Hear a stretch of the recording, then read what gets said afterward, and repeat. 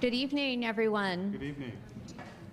I'm Allison Lalonde-Wyant, and I serve as Arcadia University's Executive Director for our Division of Civic and Global Engagement. I am so glad to welcome you to Senator Art Haywood's Dignity Teach-In here in Arcadia's beautiful Grey Towers Castle. We're honored to host tonight's conversation about the First Amendment, fundamental freedoms for civic life in our democracy. Freedom of speech and the ability to engage in open, respectful dialogue, especially about complex and uncomfortable issues, is what helps us grow as thinkers, neighbors, and citizens. This discussion feels especially timely.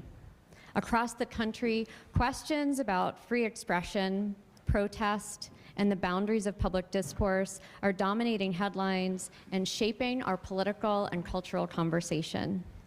In moments like these, universities play a crucial role, not in prescribing answers, but in creating space for inquiry, debate, reflection, and understanding. That's why conversations like this one matter so deeply. We're deeply grateful to Senator Haywood and his team for organizing the event and for choosing Arcadia University as the place to gather. Thank you all for being here, and we're honored to welcome such distinguished panelists as well. As you lend your voices to the discussion and you share your expertise, I look forward to hearing more about what our audience thinks. To everyone here, and for those viewing at home, thank you for showing up, for listening with curiosity, for bringing your own perspectives and questions to the table. I hope you leave tonight with new insights and perhaps a few new questions to carry forward. With that, it's my pleasure to turn things over to Senator Haywood. Welcome to Arcadia. Thank you for being here.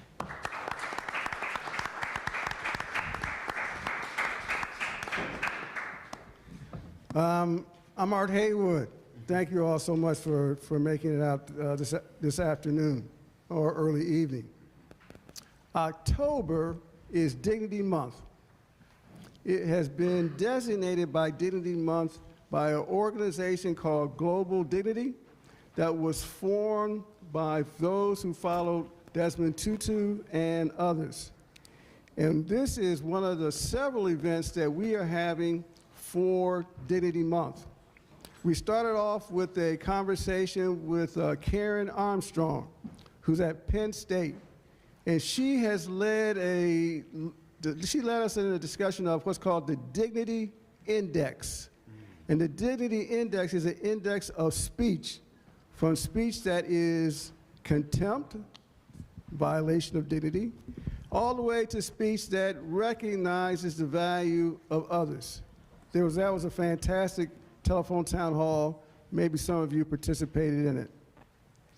Then we had a very interesting conversation with Professor Stacy Hawkins. She's a professor of law at Rutgers Law School, and she talked about dignity and race and went through the history of efforts to protect dignity, and particularly with respect to racial minorities. And that was fantastic. So this is our last event of this month, where we are going to talk about the subject of dignity and speech. I can't thank Arcadia enough. They've been hosting so many events that we have had here. Thank you so much for allowing us to be in the fantastic Grey Towers. Is this a wonderful place? Yeah. It is. So we've got some tremendous guests that I'll introduce in a few moments. But before I do, I did want to give you some context to how my office, how we've been looking at this question of dignity. Some of you may have received a dignity mailer. I know some of my neighbors received the mailer that we did that shows the importance of uplifting dignity, which has not been a value clearly recognized in the United States as much as it has been around the world. But here are a few things that I've been sharing time after time with individuals in my remarks. Number one, whether you are black, brown, or white, or any other color, whether you're rich or poor, urban or rural, no matter how you identify, we all have dignity. And it is a God-given inherent worth is not provided by government. It is based upon who we are on this planet. Now, we know that our nation has had, like other nations, significant challenges with recognizing the dignity of others. In my tradition, we had the several decades of enslavement, which is a clear denial of dignity. But fortunately, after the Holocaust, those dignity violations were recognized, and leaders from across the world, led in part by Eleanor Roosevelt, created what's called the United Nations Declaration of Human Rights. It was a recognition in 1948 that we had to, as a world community, protect the dignity of everyday people, given that tremendous violation. And now, over 100 countries protect dignity in their constitutions. We're not one of those 100, but over 100 have done so, including in Germany. And after apartheid, those violations of apartheid, the South African Constitution includes dignity protections. And so there's a whole set of laws all around the world to protect dignity.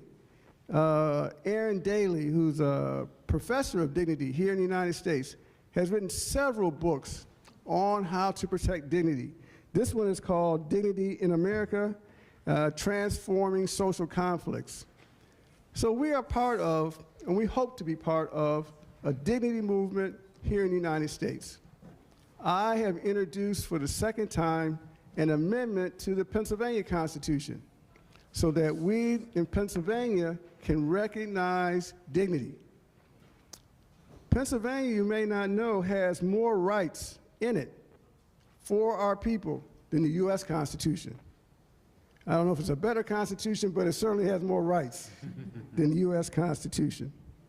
So having said that, again, we have a tremendous panel to look at this question of dignity and free speech. We've seen a number of tensions there, and we've got a fantastic panel to discuss it. I want to start off by just going quickly to recognize our fantastic panelists. Graham Prio, he is faculty at the Legal Defense, he's a Legal Defense Fund Fellow at FIRE. Now, FIRE is probably the leading, I'll say it is, it's the leading free speech organization in America. I've dealt with them on challenges to campus speech and hate speech. Graham is focusing on defending faculty academic freedom, and that is certainly appropriate for here at Arcadia. Before joining FIRE, he worked for 3 years in media and covering higher education, free speech, and politics. I spoke to him briefly, and he said he's glad to have a conversation that goes beyond the academy. Let's recognize Graham. Please raise your hand so people know who you are. You know, one thing I find about, in public service is interesting about clapping. It's a good thing to do. This is not a criticism. But sometimes, after people have heard what I've said, I think they wish they had not clapped. But that's not going to be the case for these individuals. Next is my good friend, District Attorney Larry Krasner. District Attorney Krasner has been sworn in for his second term. This is not a political event for him or for anyone else. Early in his career, he was a federal public defender before entering private practice and defending the civil rights of folks who were at jeopardy of losing all that they had, their liberty and more. He's lived in Philadelphia for over 30 years and is outspoken on many topics. Let's give a round of applause for Larry. Last is my friend and Morehouse alum, Temple Welbeck. He is the director of Temple University's Center for Anti-Racism.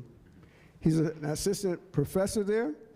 He teaches in the Department of Africology and African American Studies. He is also a civil rights lawyer as well. He's a scholar on race and law and cultural studies, and well prepared for this conversation. Let's give a round of applause for Tim. Okay, high risk applause. So, it's all good. Y'all know me. So, I have shared with the panelists a series of questions so they could be not shocked, because we want to have a prepared conversation. So I'm going to start off, I'm going to go from Tim over.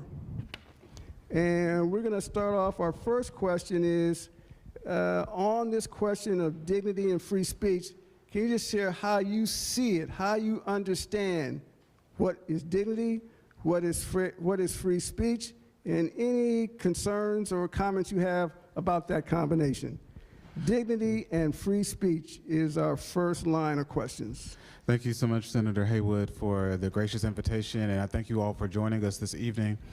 I'll begin by saying when I think about dignity, I'm actually struck by what Senator Haywood said in his opening remarks, and just in that across time, people have recognized that dignity is something that's innate in humans, and that there's an intrinsic value in each of us. It's something that existed before the formation of any government and any of the laws that were created to protect them or uphold them. And so in many ways, it reminds me of a conversation that Dr. Keisha Blaine, she's a historian at Brown University, that she has in a new book that she's written called Without Fear. And she talks about the formation of human rights was centered on that idea, and that people like Ida B. Wells Barnett and Aretha McKinley and Pearl Sherrod and others across time were honoring this idea that people were people beyond what a government might say or try to restrict as it relates to them. As it relates to free speech is an important right. In our nation particularly, it is the First Amendment, and it's worthwhile to just note that the framers thought that it was important, and chief of them, to have the protections and the rights in the First Amendment to be the first things that would amend the Constitution, and speech being one of those things. And so we should value free speech, but what we must remember is that speech comes with consequences, and that we must still uphold at a base level the idea of human dignity and the like. And there's just certain types of speech that we should, at the very least, eschew and be apt to want to restrict. Just by way of example, a burning cross is a type of speech. It's symbolic in nature, but it's inherently violent, and it comes with it innate threats against people that are centuries long. And so when we think about something like that, we say that we value human dignity and we value free speech, but I would argue that when there's tension between the two, that we should uphold the human dignity more than the right to free speech. And again, we see that across even our own jurisprudence. Courts in every jurisdiction have limited the scope of speech to varying degrees. Hate speech can be regulated, false advertising can be regulated, defamation and things like that are prohibited. So with that said, dignity, I think, starts innately within humans. Free speech is a vital part of any type of governing structure, but to the extent that there is tension, I would lean towards valuing human dignity over unadulterated speech. That was awesome. And by the way, my favorite senator, DC or Pennsylvania, he's not the only favorite senator I have, but he's one of them. I think he did point out the unique and really remarkable history of Pennsylvania. The United States Constitution is based upon something that was written earlier. It was written by William Penn, who came here after going through a very unfair trial because of his religious exercise and his free speech. Long story, which I'm happy to tell you. But a lot of what ended up in the U.S. Constitution came off of a Pennsylvania model that was written by William Penn. This is part of the reason that the Pennsylvania Constitution, not exactly what he wrote, but based upon what he wrote, is more protective of individuals than the United States Constitution. Came out of his personal history. So thank you for that, much appreciated. I'm not going to touch the dignity talk because I think it's dead on. But let me give you some nuts and bolts on this just to think about as we start the conversation. So, can you get a swastika tattoo in the United States? Yeah. Can you walk around with it? Yeah. Can you wave a swastika flag? Yeah. Can you burn the American flag? Yeah. Can you do all that stuff in Germany? No. Germany, I'm speaking now post-war Germany, oh boy, could you do this stuff before the war. But no, there are actually specific laws in Germany that do not allow you to wave swastikas, carry the flags, do all that kind of stuff. At least at the moment there are, and it is based upon their experience. I'm not saying it's right, I'm not saying it's wrong, I'm just saying it's a fact. Is dignity written into the German fundamental papers, Constitution, post-war? Yes, it is. And is that meaningful? Well, it is meaningful. You'll find another analog to this. Look at the law around the internet in Europe. The law around the internet in Europe says that the various platforms, the service providers, have an obligation to their customers. And the obligation is to regulate at some level whether all the speech on the internet is false, whether it is misleading, whether it incites violence, etc. When you hear Elon Musk, a child of apartheid, a rich kid raised in apartheid, when you hear him saying, I'm in favor of radical free speech, what he means is hate speech. That's exactly what he's after, and he's not the only one. So I think it's very important to recognize that there is a tension here. To say that lying all the time, spreading misinformation all the time, working with the Russian government to undermine elections, this is just free speech. I would beg to differ. Now, but I think it's a discussion that is worth having because, I think probably everybody sitting up here does really believe that free speech should be broad. People should have the right to be wrong about some stuff. They should be able to say stuff that offends other people. I think all of us would share that. It's a question of how far that goes. I will finally say that perhaps what I enjoyed the most from my 30 years as a civil rights and criminal defense lawyer before I became prosecutor in Philly, one of the things I enjoyed the most was my professional hobby of defending people who engaged in protest activity, who were arrested for it, and who were charged with crimes. This happened all the time in the city of Philadelphia. Nobody hated protesters more than Lynn Abraham when she was district attorney for the city of Philadelphia.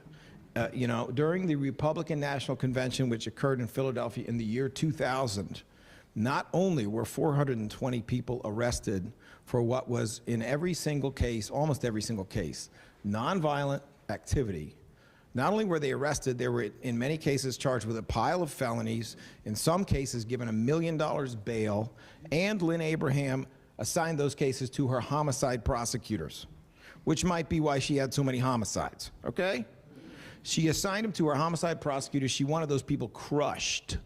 And some of those people right now are in city council.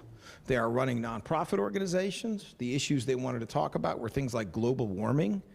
Still an issue, isn't it? Maybe they should have let those people talk. The death penalty, criminal justice, things like that. So I come to this from the position that free speech is incredibly valuable, that it avoids violence, that it needs to be protected, which is the oath of prosecutors, to protect people's individual rights. Obviously, we have not seen Dr. King coming out of smashed windows with T-shirts under his arm. That ain't free speech, that's stealing T-shirts, right? We have not seen Dr. King doing things that are violent. That was in no way part of what he was doing. Because Dr. King recognized that there was a line, and that line was between free speech and actually committing property crimes or committing violent crimes against other people. But I'm 100% on the side of and will always protect free speech, unlike, sadly, too many prosecutors around the country. Well, thank you very much to my panelists for those excellent introductory remarks, as well as the senator. And thank you all for coming out tonight. So I work at FIRE, which is the Foundation for Individual Rights and Expression, and we are based not too far from here in Philadelphia, although I live in Washington, D.C. But I understand the importance of Philadelphia, not just in the quality of the football team, but also in its significance to American history. So I want to just touch on something that both my panelists have discussed here and sort of frame the way that we think about free speech today in America at FIRE. And we talk a lot about free speech culture versus the legal landscape for free speech. The way we sort of look at the past 100 years of jurisprudence around free speech is dating back to World War I, which is more or less when the way that we think about the First Amendment legally, that legal history started. Since then, more or less, courts have been, broadly speaking, speech protective in their decisions. And one principle that has been affirmed is that speech cannot be restricted or punished by the government solely on the basis that it offends others. Now, that's not to say that the First Amendment is absolute. As my panelist was pointing out, there are limits, things like incitement, harassment, defamation. But if you take a Supreme Court case like Snyder v. Phelps, which dealt with the Westboro Baptist Church protesting outside a dead soldier's funeral, holding up signs, insulting the soldiers with anti-gay slurs on them, the court there held that the speech was protected under the First Amendment because speech could not be restricted solely on the basis that it was offensive. But it was undeniably demeaning and insulted the dignity of the soldiers and the dignity of the attendees at the funeral. And so when we talk about the free speech culture versus the legal landscape, we talk about these sorts of conversations that we're having here tonight, about the fact that while speech is broadly protected by the First Amendment, that's not denying the fact that speech has consequences, and that speech can be insulting and offensive. And what we at FIRE believe is that the best response that recognizes the dignity of all to bad speech is more speech. It is pushing back via engaging with ideas. There's a quote I like that is that free speech is about exchanging ideas instead of casualties. And that's sort of the way that we think about framing this discussion about recognizing the dignity in others is recognizing their ability to respond and exercise their own right to free speech and free expression. So I'm very excited for this conversation tonight and just wanted to thank my fellow panelists again for these lead-ins. Thanks so much. So my next question is on emotional injuries. We've heard how free speech can be limited to avoid physical violence, riots, stealing, other examples. So those are all property damage, people, physical damage. But what Graham has described was more emotional damage when you are the examples of being demeaned. I traveled around a number of campuses, and black and brown students had a feeling of not being safe because of the racial epithets that they had to endure. Those are all kind of emotional injuries. So my next question is, tell me how you all what you all think about emotional versus physical injury, because you know our nation has tried to make up some ground with mental health protection. You know, we had a long history of not really recognizing mental health injuries. So tell us how you see managing or responding to what are clearly emotional injuries of individuals when they are demeaned and called racial epithets and other epithets. Let's go the opposite direction so we can kind of balance this around. You won't be first every time. Oh, one more thing. Somebody get Graham an Eagles jersey. Well, I'm a Jets fan, so I'm definitely in the market for a winning team.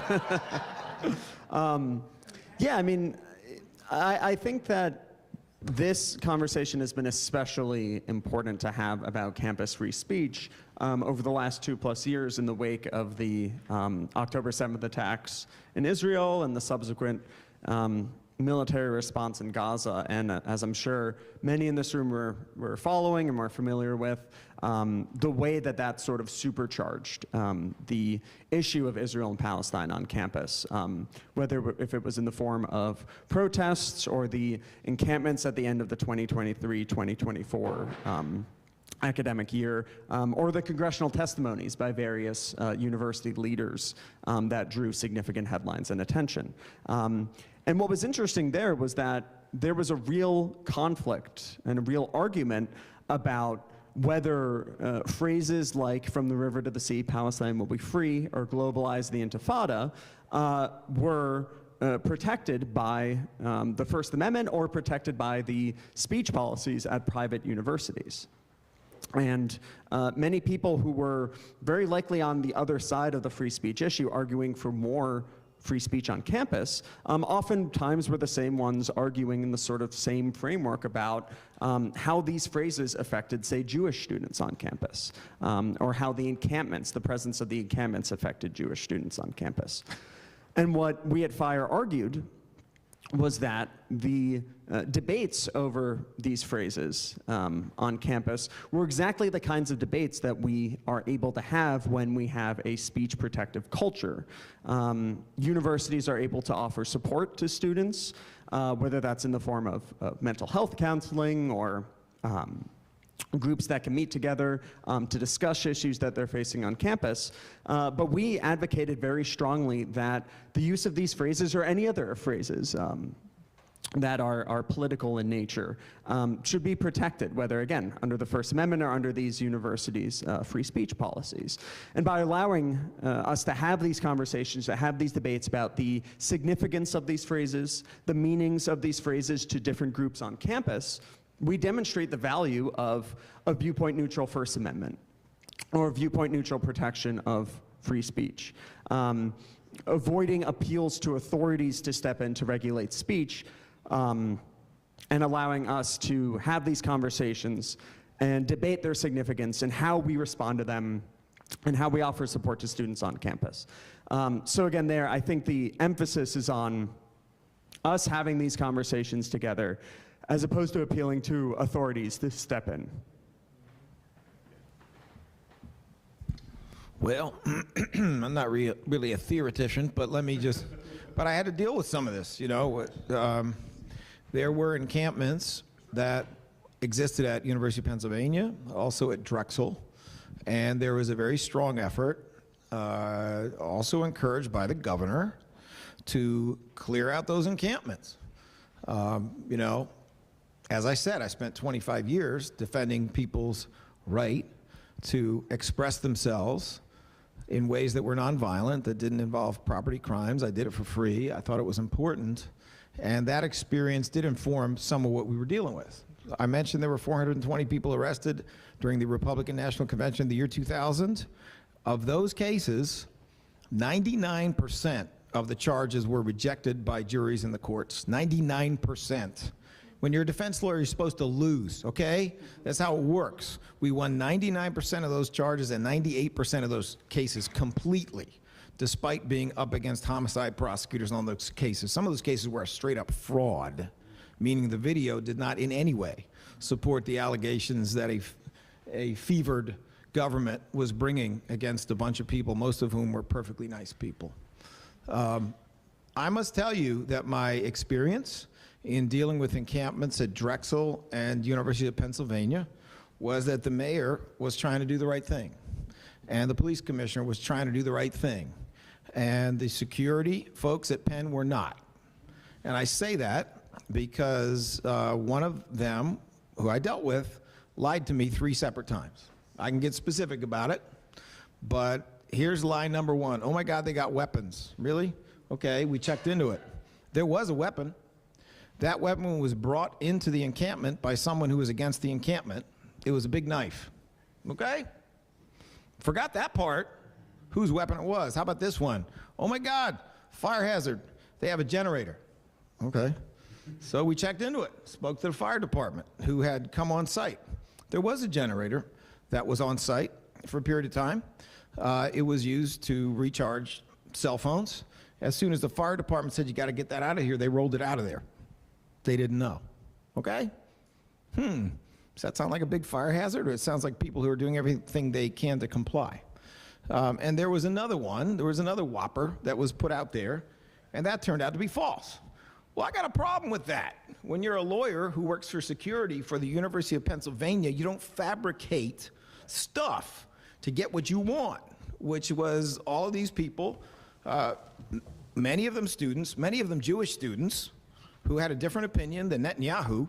You don't fabricate a basis for getting rid of them. And so I was happy to see that the mayor hung in there, and the police commissioner hung in there, and I hung in there, and we didn't all run directly to do whatever it was that the powers that be wanted for reasons having nothing to do with the proper observance of free speech on a very, very troubling, frankly, shocking and controversial issue from different perspectives. And I'm not going to tell you what I think about Gaza, because that's not the point. The point is that people got free speech rights that should be observed. Eventually, the crew was cleared, and when they were cleared out, the police told everybody, listen, you can just leave, but if you're going to insist on staying, then what we're going to do is we're going to give you CVN. So that you understand that, those are not criminal charges. That's a civil violation notice. It does not result in an arrest. It does not result in handcuffs. It does not result in a bail hearing. Nobody goes to jail. You are given a court date as if you had a traffic ticket. And they faced it that way. Contrast that with what was done during the Republican convention, when you had a whole bunch of completely innocent people in jail for weeks at a time, phony bails, phony charges or unsupported charges, and some of them had to wait 4 years to be cleared of those charges. I mean, I would hope, even whether I agree with exactly what the university did or not is not entirely the issue. I would hope that this discussion goes beyond what's legal, because there may be some debate about whether we got it exactly right or some other country with a different experience has a legitimate different approach. Legal is a question, but so is moral. What is moral? You exist in a time when all the discussion about Donald Trump is, can he get away with it? That's all the discussion. There was law, but he's doing everything he can to eradicate it. When did we stop talking about what's moral? What is ethical? What is appropriate? These are all issues. The legality of it, the morality of it.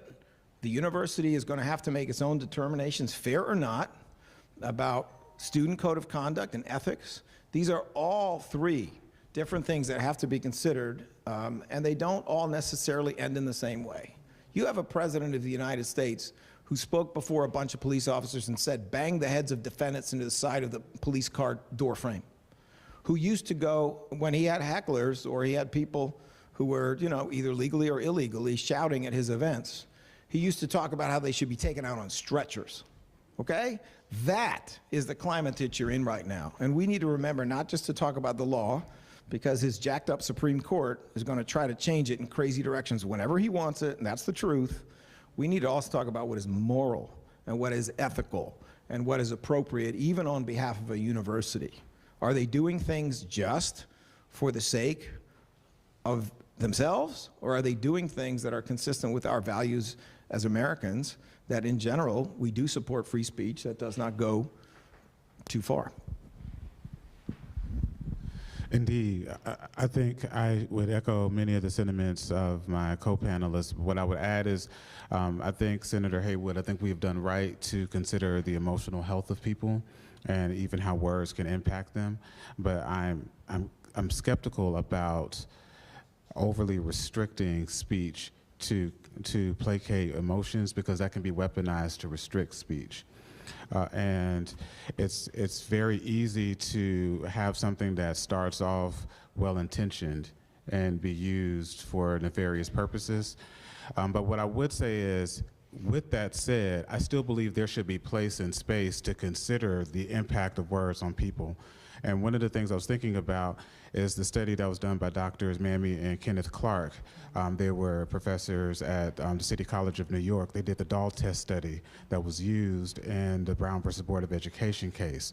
That was instrumental in convincing the Supreme Court that segregation was bruising the psyche of black children across America, and it wasn't just the denial of opportunity, but it was what it was doing intrinsically to the children and how it gave them a sense of inherent inferiority and gave their white counterparts an inheritance of superiority. And so I say that to say, given the history that we have in our country, as we're examining the totality of things, we should be considerate of our history. In the same way that previously it was mentioned that Germany has considered its history and the ways that it restricts speech, I believe that we should have that at the forefront of our minds as we have these conversations too. Thank you so much. And you raise something I hadn't thought of. Well, you all do, and that happens to me every day. Someone raises something I hadn't thought of. That's not new. But whether the U.S. Supreme Court took into account the dignity of African Americans and African American children in deciding that separate but equal was no longer permitted. I don't think I saw dignity in the actual language, but it doesn't mean it wasn't in their heads. Yeah, thanks so much for sharing that. Now, going on this same line, I think someone mentioned during this conversation concern about hate speech. And it seems to me that hate speech is primarily an emotional event, more so than, well, it can lead to violence. Tell us more how you all see hate speech, what it is, what it isn't, not just as a matter of law, as you all have clearly identified, but as a matter of culture. I do want to say that, though, in Canada, there's specific restrictions against, I'm just looking at something from the Canadian Code, it restricts people to engage in racist speech. It also restricts folks to involve in Holocaust denial. You know, the main reason I mention Canada is because, you know, Canada's a democracy. It's not like that we'll lose the democracy by restricting speech, since many countries have. I've heard that argument before, like it'll be the end of the democracy if we restrict speech in any way. And of course, there are a number of countries. But let me just go back to hate speech, because there's a lot of conversation about what it is, what it isn't. And I think it'd be good to hear your perspective on hate speech, particularly as it relates to when that speech can violate the dignity of the hearers. You know, for years we had fighting words, right? There were some things you couldn't say because, you know, yeah, that's right. And I don't want to do that right now. The fighting words is not really something that's being followed these days, but fighting words, hate speech, I think they're all in the same direction. So I'd be interested in your comments on how we in the culture and possibly in the law should try to manage hate speech. You're first again. Oh, me? Okay, so the right seat. you did you did pick the right seat. What I would venture to say is with hate speech is it should be demonstrative of this larger consideration of history. So a noose means something different to me than it might mean to other people because of my people's history in this country. In the same way that a burning cross will mean something different to me than it will mean to other people. Similarly, a swastika, while I find it repugnant, is going to have a different meaning and significance to someone else. So I was venture to say that the hate speech is something that is designed in nature to dehumanize someone, but also in a particularized way. and it often is comporting with a broader sense of history. And so I think we do well as a society to restrict them because what we have learned through history is that hate speech is often accompanied by violence. It's often, if it's not directly accompanied by violence, it's often a precursor to violence. And so, so I say that to say that where you see swastikas, you will usually find anti-Semitism following, just by way of analogy, and oftentimes in violent ways. And so with that in mind, I think Pennsylvania has done a good job in terms of not only trying to regulate hate speech, but even having this broader consideration for when you have actions that are accompanied by hate speech, what can we do about that? And they're not related, but I think they are related to some degree. So there's a concept in the law called the eggshell plaintiff, and it's the idea that you take the person as they find them. So if someone is particularly sensitive or has a weakened area in their body, so like if their skull is as thin as an eggshell, if you push them and they crack their skull, you can say, well, that wouldn't have hurt 99 people that I would have pushed, but it did crack that one person's skull. And so you have to consider that when you're considering how to remedy the harm that was done to them. In the same way, I think that we should look at hate speech in the same way. So like I said, a swastika, I find it repugnant, but it's not going to mean the same thing to me. But if it were presented to one of my Jewish counterparts, it would. And so I think that the law should make a place for that in terms of not just acknowledging the intensified harm, but also having a specific remedy for it or a method of prevention for it. Once again, not the theoretician, so I'll just tell some stories. But I mean, I do think dehumanization is at the core of the issue, and I hope we don't lose sight of the issue of morality here. If you are saying that humans are subhuman, which we hear all the time, once again, coming from Donald Trump, talking about immigrants, they're all rapists, they're all criminals. Well, no, actually, they're only 40% as likely to commit crimes as U.S. citizens. Should we deport all U.S. citizens because they're crimier? You know, is that how that goes? When you hear someone like Donald Trump, who is very deliberately calling humans roaches or calling them rats or saying they're vermin, they're a disease, they're invaders, every one of these things is taken from the Nazi playbook. It is, and it's not accidental, it's deliberate. It doesn't just exist in that context. You know, I was a civil rights criminal defense lawyer in Philly 30 years. Before I became chief prosecutor, I tried cases all the time, 4 and 5 days a week. Let me give you some examples. Call the defendant a monster. Prosecutors used to do that. Never use the defendant's name. You can't use that. That's too personal. Just call him a defendant. Use the victim's name. This is how you do this. Do not simply try the case to ask the question of the jury, did Michael Jones commit this act on XYZ day? Describe Michael Jones as a beast, a monster. We're going to send a message about people like him. That was standard. This went on all the time, and the whole point was to get the jury to dehumanize and hate that defendant. So if you didn't have enough evidence to prove beyond a reasonable doubt that Michael Jones on a particular date did a particular thing, they just go with you anyway, because we're here against the subhumans on behalf of the humans. That stuff went on all the time. Well, as I said, you know, is that illegal? Generally, no. Is it immoral? Yeah. Is that what I want in my office? No.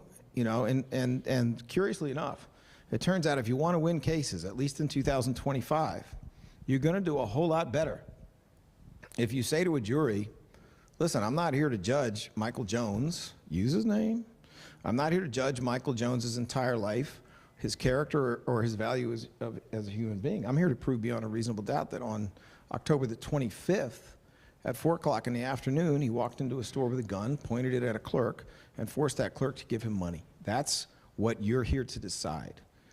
Isn't that easier to prove? Yes. Doesn't it make it easier for a jury that feels the weight of their responsibility to say, I mean, he might have done a lot of good things for his mom, his grandmom, and the lady bringing groceries across the street, but he did it. Doesn't that make it easier?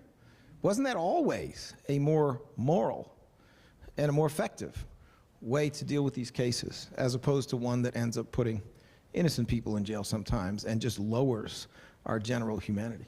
I do think that's at the core of this. It's about the dehumanization of human beings, and the reason that Donald Trump does it, and the reason that people like him and the Ku Klux Klan do it. By the way, they did endorse him twice, and he never renounced those endorsements, right?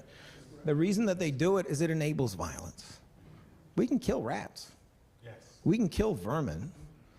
We're not supposed to kill people, Bible says so. But, you know, if they're not really people, because they're rapey and they're crimey and they're invaders and they're rats and they're snakes and they're all these other things, we can do it. This is why that dehumanization is there. It's very calculated to allow things that are immoral and illegal. So I think one way to sort of frame the First Amendment's protection of hate speech is that there's this idea that it's valuable knowing what other people really think. And there's a First Amendment advocate whose name, unfortunately, I can't remember right now, but his phrase is that when he walks into a room, he wants to know who his enemies are, and he wants to know what people really think about him. And I think that when we talk about freedom of speech, there's this sort of canard that freedom of speech doesn't mean freedom from consequences. And it's important to contextualize that the First Amendment protects against government action, but private entities and private institutions retain their own First Amendment rights, and that includes the right to freedom of association. And when we talk about, you know, the cancel culture that arose in 2020 and that's taken on a new form today in 2025, we're talking about, generally speaking, private entities and private institutions that are taking action on free speech. And I think, again, the value of the First Amendment here is that we're able to debate with each other and discuss with each other what is and is not worth sanctioning. There's this concept called the Overton window, which is basically the boundaries of acceptable speech in society. And I think the value of the First Amendment's protection here is that we allow private institutions and private actors to duke it out together over what speech, is and is not worth protecting, and is and is not worth punishing, and we restrain the government's ability to do that. Because as we've seen over the past year, when the government has the ability to punish certain viewpoints on the basis that they're offensive, they will use that power extremely subjectively to punish political speech. Thank you so much.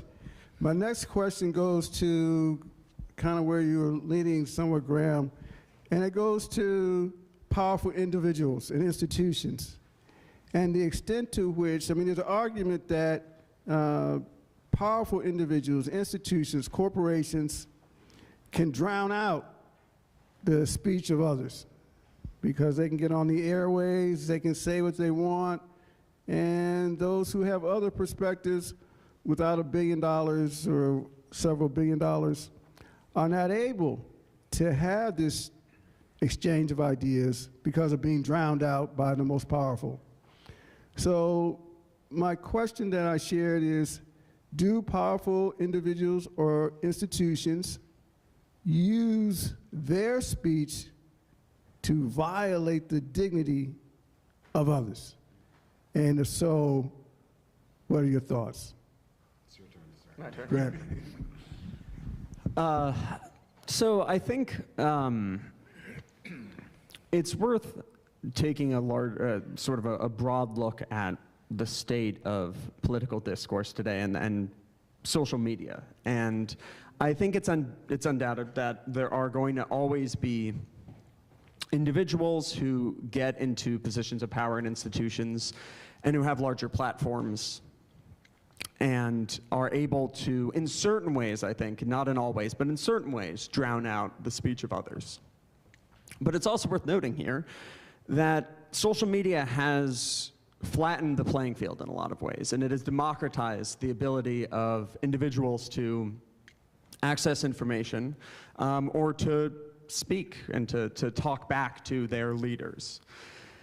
And this has created both positive and negative impacts, but I think it's, again, just worth noting here that we live in an age where our ability to access information and to make our voices heard through platforms like X or Instagram or platforms like Substack as well, the ability to do this is almost unparalleled in all of human history. And there are obviously downsides that come with that, But there's also the upside that we are putting more and more the power in the hands of the individual to access information, to make their voices heard.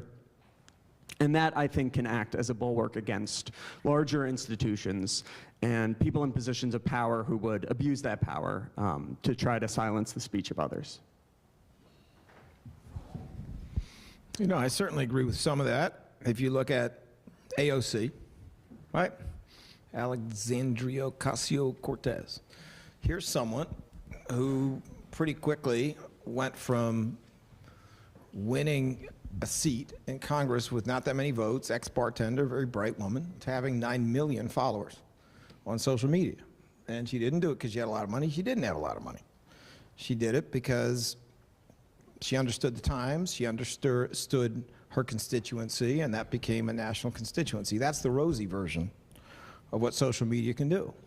The not so rosy version of what social media can do is it can eliminate responsible journalism and become a place where the KGB and Vladimir Putin and incredibly rich billionaires can lie all the time. And they can lie with a much, much, much bigger megaphone than AOC or anybody else. You know, the reality is, for those of you who know anything about car racing, our politics should be stock car racing.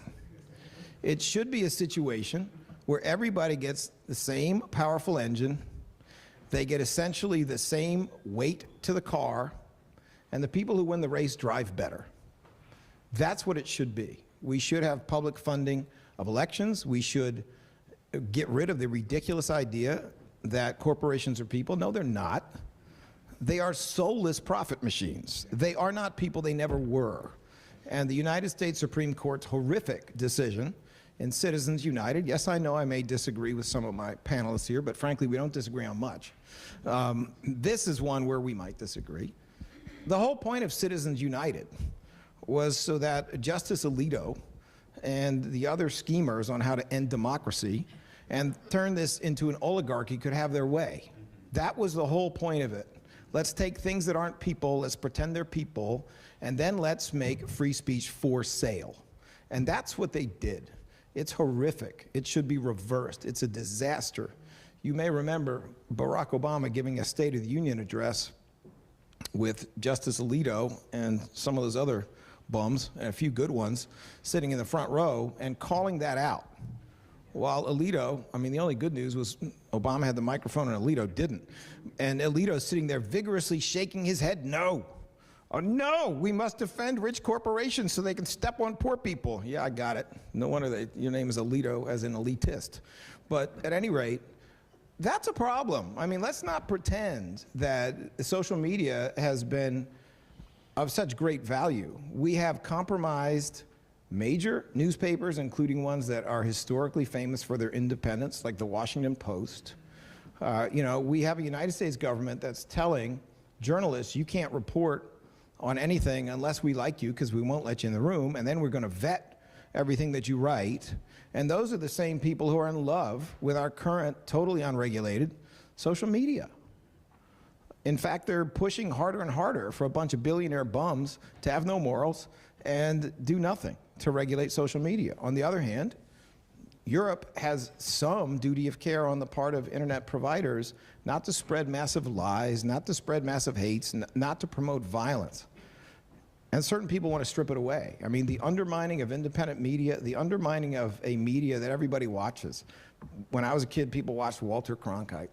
I'm not saying it was always perfect, but at the end, Walter always said, and that's the way it is. And there was some level of responsibility and consistency in that reporting. It's not what we have at all anymore. It's lie after lie after lie after lie, and don't I know, watch what's going on in the media right now. That's what it is. So yes, there are some benefits there. I mean, I would say AOC, somebody like that, who says things that are different, or look at a guy like, what's his name, Wallow215. Here's a guy who came out of jail. He has a particular perspective, most of it positive, and went from a jail cell to, you know, being a millionaire based upon putting out messages that never would have made it out there through the mainstream media. But you've also seen the destruction, the fracturing of media that enables lies, enables hate. You've seen algorithms that are based fundamentally on outrage, fear, and hate that are financially successful. It is not all a good story. And this should be a country that basically says your power doesn't get you into office. What gets you into office is the power of your ideas. Everybody get in the same size car. Everybody drive. This is not going to be a billionaire circus. What we have right now is a billionaire circus. Yeah, and we do have a circus right now. What I would add to all of that is, I think Larry has really hit the nail on the head in that we've seen what happens when corporations and billionaires put their thumb on the scale, and it's why Elon Musk bought Twitter. It's why Larry Ellison is trying to create a multimedia monopoly and purchasing all of these large companies. It's why Peter Thiel is creating a surveillance apparatus. It's in part because they want to control speech, because they have seen the power of what happens when you amplify voices, and that when people come to, in many ways, a social media app like Twitter flattened the earth, and that we could now have direct contact with people we ordinarily wouldn't have contact with, and we could influence conversation, shape discourse, and people who almost would never be in a room together could now have, there's a time where you can't do it anymore. You can have rigorous conversations and foster debate. And in a lot of ways, that was key for mobilizing, organizing, and in a lot of ways, amplifying causes that went unsung. And we have now seen a direct suppression of those voices, in part because they were deemed to be so effective and so powerful. And so now a handful of billionaires are trying to restrict all of that and trying to reverse any gains that were made because the people had another means in which to convey ideas in ways that just weren't possible a generation ago. Can I just say one more thing? Yeah, go ahead, Larry. I agree with all of that, but understand how they're doing it. They're claiming they're champions of free speech. They're actually champions of speech that's free and worth every penny, if you know what I'm saying. Yes. They're basically champions of using money and having no guardrails on their money so that they can spread lies. That's basically what they're champions of in the name of free speech. And frankly, I don't buy it. We have to separate free speech. We have to separate the public square from buying the public square and overwhelming the opportunity for a marketplace of ideas by buying your way out of it and controlling it. I completely agree with that. And just what I would add briefly is the clearest example of that, again, I would say is Twitter. So if you follow Twitter over the last last decade and a half, it's been really instrumental in election cycles, particularly in driving attention around particular issues and again, amplifying things that went unsung. Elon Musk purchases Twitter through nefarious means, whatever. And what ends up happening is anytime an issue rises to a level of attention that he sees that he doesn't like, he changes the algorithm. He saw that President Obama was getting more traction on his tweets, and he literally had Twitter's engineers over the weekend restructure the algorithm so that he could get more visibility on his tweets. Gronk, the AI-generated assistant on Twitter, anytime it begins to populate information that he disagrees with, he convinces the Twitter engineers to go back and re-engineer falsities so they can align with what he wants them to say. And oftentimes it's in support of hate speech. And the thing about it, what's so egregious is that he actually says this openly. It's not, so like somebody will say, Gronk, is this true? And then it'll give an answer he doesn't like. Somebody will send it to him and he'll say, we'll fix this today. We'll fix this today. And then the algorithm shifts. And so like, he's not even hiding what he's trying to do. And so in a lot of ways, we're seeing, to your question, Senator Haywood, powerful people, powerful organizations are trying to not only restrict speech, but are trying to shape reality in key ways that's very dangerous. One more analogy, because I can't help myself. This is the last one. This is the last one. One more. Oh, we gotta make sure. I'll be quick. I'll be quick. Okay, thank you. So we're going to have the 100-yard dash at the Olympics. Okay? Except if you're rich, you can line up at the 90 instead of the 100. And you can wear the finest shoes in the world, and everybody else got to wear leather dress shoes. Does that sound like a fair race? Do we allow that in any other context? You know, this sort of like free speech absolutist stuff When everybody is similarly situated, maybe it comes out there. The free speech absolutist stuff, when it's coming out of the mouth of Elon Musk, doesn't mean that at all. What it means is free speech for rich haters, and y'all get discount speech, the rest of you. Okay, thank you so much. Sorry, do I get to be the free speech absolutist over here now? So first of all, let's thank our panelists before we go into Q&A. Let's give them a round of applause, please. And they responded to each of the questions that I shared. Thank you so much. So now in our format, we've got 20 minutes of Q&A from all of you who are gathered. We have Wallace Weaver from my team and Tyrone Manning from my team. I don't know if you got any questions, you wrote them down, you can get them to him. Either one of these guys, that would be helpful. I do want to thank the interpreters who were here till 7 o'clock. They were fantastic. Please share that we really appreciate that they were here. And I'm sorry I gave them their thanks before they left, after they left. Okay, so we got 20 minutes. We're gonna go to 7:20 and we'll take some questions. And the panelists hopefully will have responses, and then we're going to wrap up then about 7:20, 7:25. Can I just ask it rather than write it down? Go ahead. I think, is there a mic around? I don't need a mic, it's fine. What's up, Doc? How you doing? All right, so Dr. Stephen Tyson, adjunct professor here. Just for some brief context, yesterday was 5 years to the day that the federal agents raided an Arcadia graduate's home, Ant Smith. He is a Philly activist and educator. He's used free speech consistently, denies the extent of the charges that he was filed against. He served time in federal prison for it.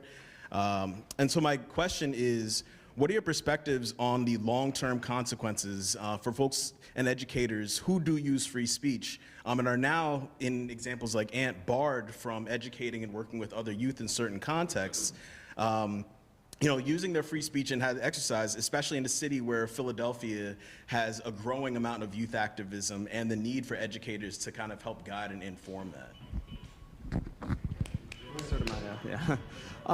Yeah, so thank you very much for the question. Also, great hat. As well as a Jets fan, I'm also a Yankees fan, so I love that. Yeah, I mean, we think about this question a lot, especially in the context of campus activism and how colleges can be incubators for the next generation of activists, and how a lot of those activists are born on campus. And when you talk about free speech on campus, the history of free speech on campus, you look at the free speech movement at Berkeley in the 1960s, and how that sort of gave rise to a generation of anti-Vietnam War activists. And so I think what's the best way to sort of think about it is that activism on campus is an important value to inculcate in students and faculty alike. And it's important also to strengthen the guardrails for those students and faculty. So in this situation, I'm not sure what the facts were and the specifics of this arrest, but there are numerous organizations, not just my own, but also organizations like the ACLU, the AAUP, which protects faculty academic speech and extramural speech as well, speech outside the classroom, including activism outside the classroom. And it's about strengthening those guardrails, whether that's through support, or rhetorically also, reminding others of the value of activism, of extramural speech, of members of a learned profession like faculty members speaking out drawing on their expertise, speaking as private citizens. So it's certainly not always an easy question because it can be quite daunting, especially when faced with government power. In the face of government power and police power as well. But it can be reassuring sometimes, I think, to know that those sorts of activists are drawing on a long, storied history of campus activism, and that a lot of the great movements in American history drew on the protections of the First Amendment, fought for the protections of the First Amendment, and used that to make their voices heard and agitate for change. May I ask you a question? I'm not great with remembering names, And I'm not going to dwell on it, nor am I going to comment on that particular case. But am I correct that that was a federal case prosecuted by a prosecutor I don't like, by the way, in which the defendant was accused of burning a police car? Okay. I'm not going to dwell on that, but let's understand that accusation was not just speech. That accusation went a little beyond that. I'm not saying he's guilty. I'm not saying he's not guilty. I wasn't involved in that case. And as I said, I don't like that prosecutor at all. But I really don't. In fact, I'm glad he's out of there.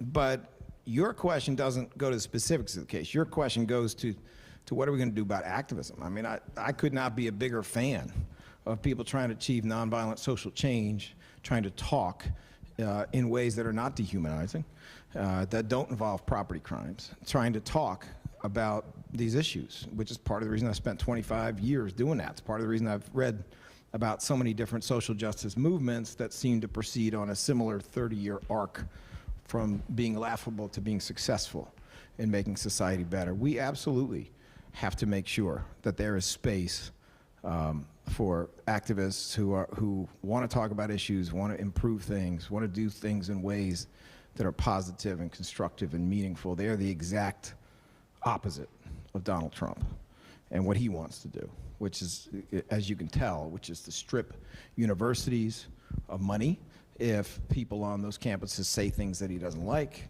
to make it as hard as possible for people who have less access to higher education to get there through a whole variety of means, including, various Supreme Court rulings about affirmative action, et cetera, et cetera. I think it's crucial that we make that available. And I also want to say this because I think it gets lost.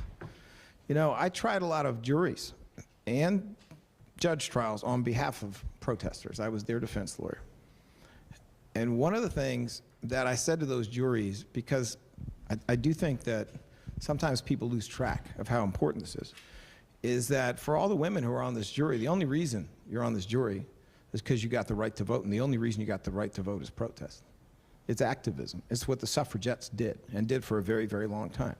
For everybody who is not a white male on that jury, the only reason you're on this jury is because of activism and protest. You wouldn't even be sitting here and be given the opportunity to do this. So when you hear a prosecutor saying, oh my God, it's such a big deal, they blocked a street for an hour. Oh my God, it's such a big deal. They went into a campus building and chained them stuff to stuff, as has been going on forever. Oh my God, it's inconvenient. Is that how you react when you're trying to get somewhere and there's a crane in the middle of the street that is putting an air conditioning unit on the top of a skyscraper? Or do we just say, oh, that's what we got to do? That's just kind of how it goes. I don't know why, but there has been, I think especially for people who maybe didn't watch the significance of didn't watch the tactics and significance of the black movement for civil rights in the South in the 1960s and everything that came after it. There is sometimes this assumption that all kinds of activism and speech should be convenient, and that it should never cause a level of inconvenience or discomfort. It should never slow us down on our way to a diner to have a cheeseburger. Well, yes, it should, There are things that really matter, and they matter even more than putting an air conditioning unit right now, right here in rush hour, on top of that building. That includes these things. That is an argument that did very well. We did not lose on the defense side a lot of cases. So, I'm with you. I think it's incredibly important. But I also think it's very important that we are able to see the line between nonviolent action for social change that is not property crimes, that is not, more importantly, violent crimes, and other things that are in a different place. Say something, because I just happen to know that young man. I don't need mine. Okay, I really don't need mine. Huh? Steve was talking about the impact at the end. He's saying that there seems to be sometimes a difference when folks of color, folks of certain sexual orientation, whatever, what happens, and I can speak on this personally because I have an FBI record that I couldn't get a job for a long time, okay? What happens with that impact of being an activist and all that, And who makes those rules so Ann can't teach anywhere? I couldn't work in certain places. So what happens, that's the piece, you talk about morality in a country that's not even built on morality, let's be real, okay? But what happens when that happens to people, these young people who are being activists, and there's nothing for them to happen, for they can't make have a job and be able to take care of themselves, pay a mortgage, send their kids because they have a record now. That's the impact he's talking about. So before we answer, thank you for that question. I want to keep our answers a little shorter so we can get more questions in.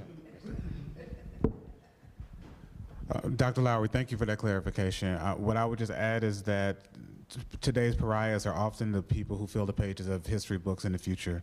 And so often, almost everyone that we celebrate as a freedom fighter now was a outcast in their day. Word to Andre and Big Boy. But what I would say though, I'm sorry, but I think that's the real questions that we should be asking about a system that would penalize people who are fighting for a better tomorrow, who are advocating for social change. Because just like Larry said, all of these movements for social change, suffrage,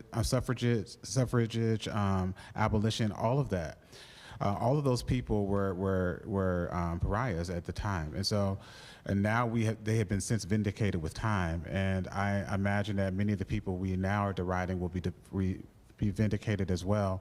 And so, I think we have to make space for that. The Academy at times has been a place that has welcomed a lot of people. Angela Davis has found a home in the universities and things like that, but they're too far in between, and especially for everyone who can't get to a space like this. And so I think that's what we need to be considering. How can we make space for people who've risked life, limb, and reputation for freedom? Other questions? Oh, I'm sorry. Go ahead. Vice Chair, and I'll bring it over to you. So sorry. Follow the instructions. Sorry about that. Hi, I'm Sarah. I'm a senior at Arcadia right now.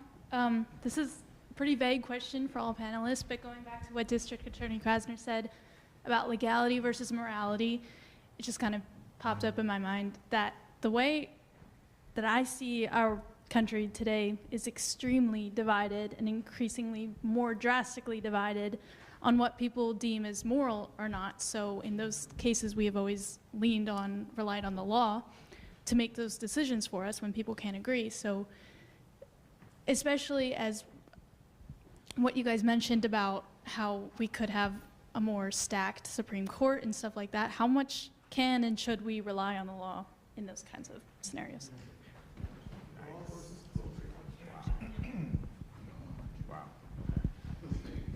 So that is a great question. And we're going to get some responses to it. We're not going to walk out of here without it. Yikes. I will try to be succinct, but I would just say that some of the greatest moral atrocities in this nation and just globally have been legal. So we can't look at legality as what is right, what is moral. Slavery was legal. And so with that in mind, I think that we have to find mechanisms to fill in the gaps until we can make the law catch up to society as it needs to be right now. So like on Saturday, 42 million people are going to lose their food security with SNAP benefits. It's incumbent upon the communities that they're in to fill in the gaps until we can get the law right. You see what I mean? And so, so that's what I would say. And beyond that, again, the people who fought to get these changes are the people who were derided in their day.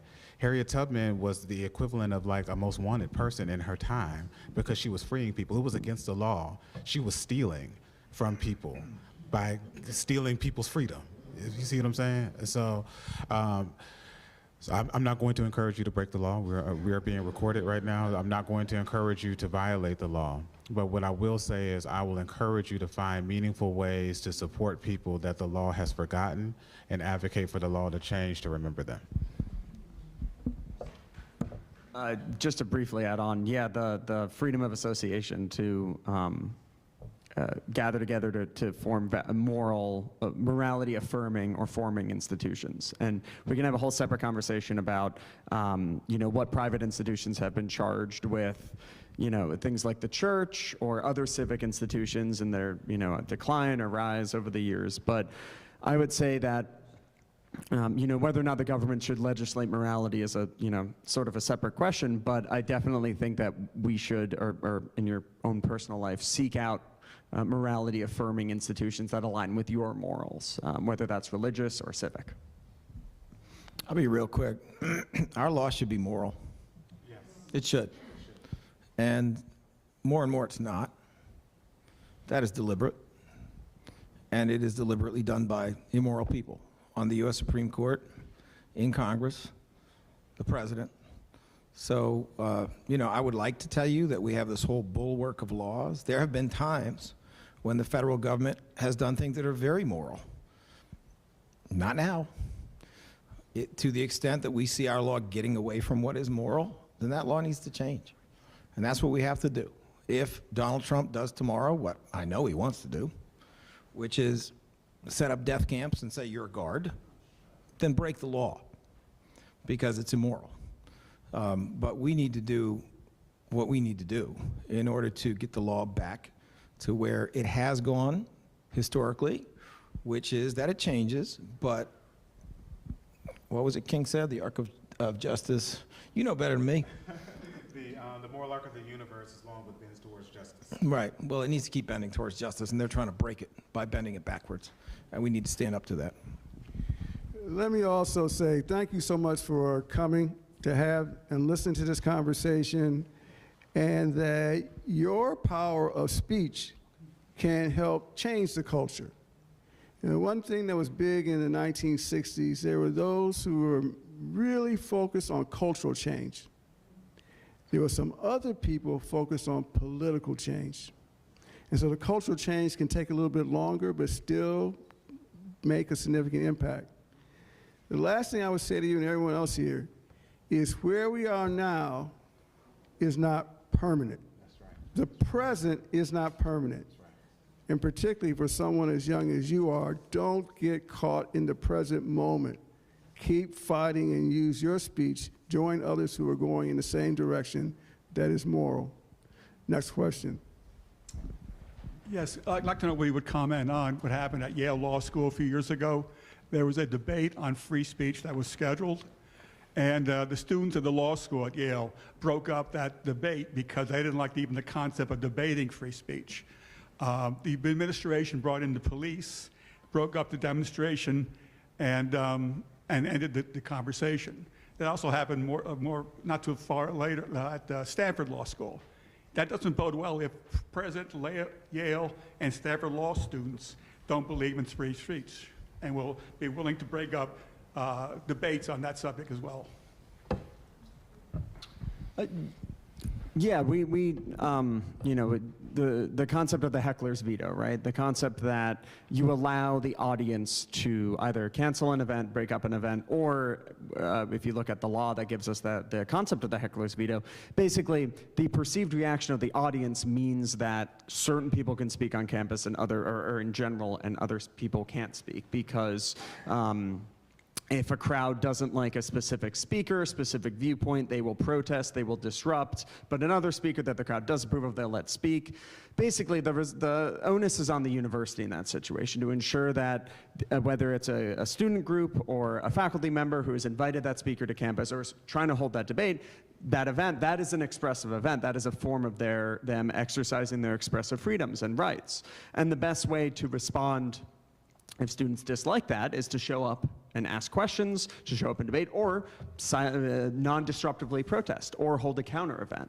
But when a university rewards students who attempt to disrupt an event, they just incentivize more disruptions and basically starting to price out, because of security costs, price out other speakers and other events. Listen, I'm not disagreeing with your fundamental point, which was actually not about all those students. It was about some students who were there. But I thought we all liked protests, didn't we? Didn't we all like free speech? Is it really so bad if students who are extremely offended that Mr. Hitler or, Mr. Modi or Mr. Trump has been invited at university expense based on their tuition to come and say things that they consider extremely offensive? Is it really so bad that they protest that? I get you. I'm with you. I understand, and I'm going there. I get you that there are limits to everything, and I agree with you. And those limits, for example, in Pennsylvania, are covered by a misdemeanor statute that says you cannot, and it's very specific, disrupt a lawful public gathering in ways that are extreme. But, you know, all of this is a matter of degree.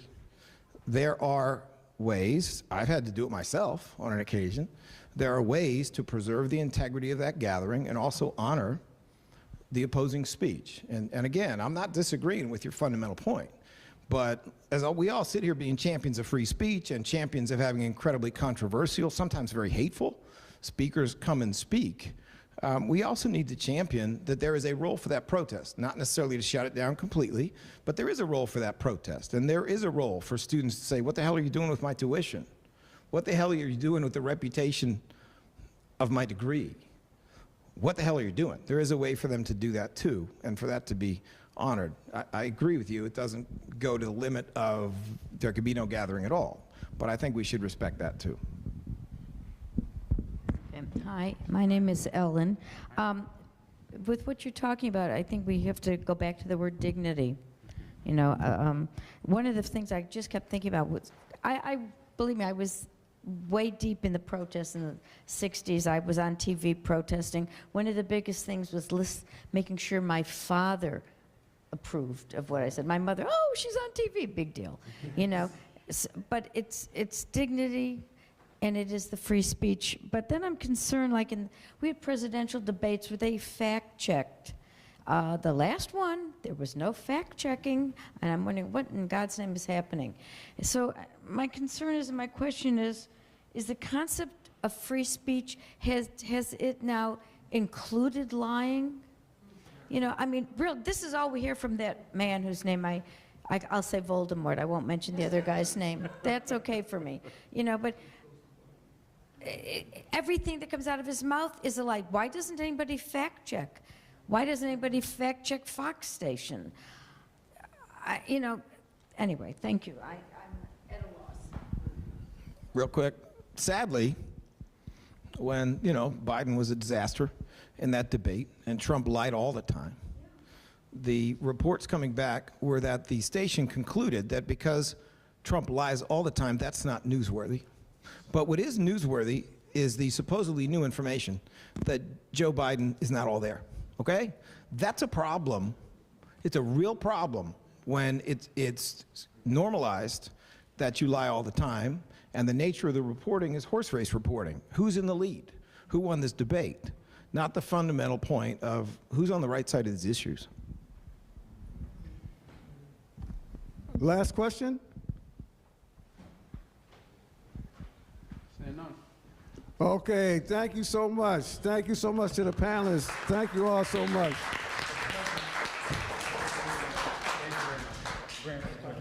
Hold on, fellas, hold on. Let me get some closing remarks. Thank you so much again. Let me give a few closing remarks. So again, I want to thank the outstanding panelists. Again, thank you so much, Arcadia University, for having this fantastic. And thank you all for spending some time with us, and whoever may have decided to spend some time with us online, thank you so much. We are trying to build a movement that respects dignity. And it's a cultural movement, as well as one, hopefully, changing our Pennsylvania Constitution. But our first point of departure is where I started, which is to recognize that no matter how you identify, no matter what country you're in or not in, whether you're a stranger or not a stranger, whether you're an immigrant or not an immigrant, we all have dignity. It is a value higher than the constitutional value. It is a God-given value. And this is the core of what I want to share, so that when we think about free speech, we need to recognize what is the impact on the highest value, dignity. Our Constitution, this First Amendment, is from 1791. The UN Declaration on Human Rights is 1948. So we've got some distance to go to catch up with the rest of the world in thinking about how we distribute dignity and how we look at each other. I invite you all to stay in touch with me in my office, including panelists, and just want to encourage you to have a tremendous evening. Thank you so much for coming out. That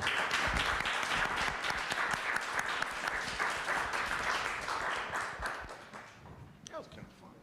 Absolutely. Absolutely. Inspiring. A lot of good questions. Yeah, we love hearing that. That is very refreshing and encouraging. Thanks again. Yeah, you too.